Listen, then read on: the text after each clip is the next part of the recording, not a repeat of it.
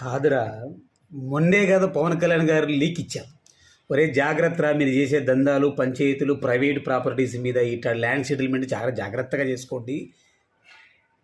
YCP వాళ్ళు అదే పనిగా ఉన్నారా, కెమెరాలు పట్టుకొని జాగ్రత్త నాయన, మీ వ్యక్తిగత విషయాలు కానీ మీ మిగతా విషయాలని జాగ్రత్తగా ఉండండి రా బాబు అని చెప్పి ప్రత్యక్షంగానో పరోక్షంగానో పార్టీ నాయకులకు, ద్వితీయ తృతీయ శ్రేణి నాయకులకు, కార్యకర్తలకు ఒక హింట్ ఇచ్చాడు, వార్నింగ్ కూడా ఇచ్చారు.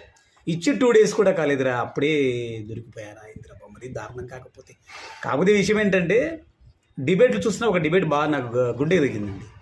అతను గతంలో వైసీపీ సర్పంచ్గా పనిచేశాడు అంటే ఎంత దారుణంగా చూడు వాళ్ళు మాట్లాడుతున్నారు. ఇంకొక ఆమె ఎవరు, రజనీ మేడం అంట, జనసేన తరపున మాట్లాడుతుంది. ఆమె అడ్వకేట్ అంట, మరి అడ్వకేటో మరి తెలియదు. చూసా బిట్ చూసా. దీని గురించి మాట్లాడుతూ ఉంటే వైసీపీ ఎంపీ మాధవ్ గారి గురించి మాట్లాడుతూ ఉంది.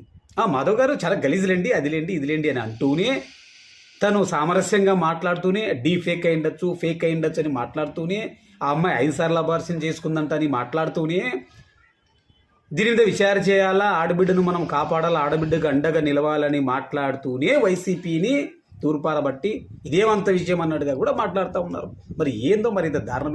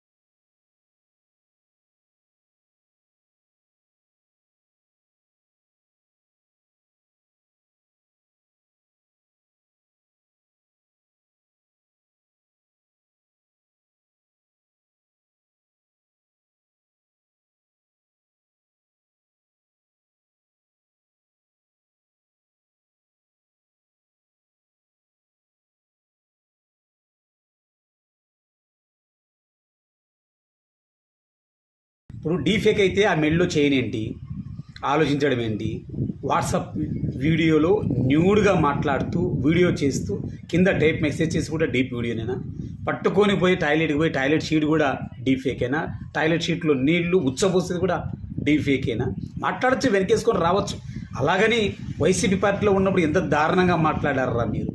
ఇదే కనుక పొరపాటున వైసీపీకి సంబంధించిన వాళ్ళు నాయకులు ఇంకొకరు చేసి ఉంటే వామ్మో, ఊపుడు పత్రికలు ఊపి పారేసింది, ఫ్రంట్ పేజీలు వేసేది. మరి మీరు ఎంత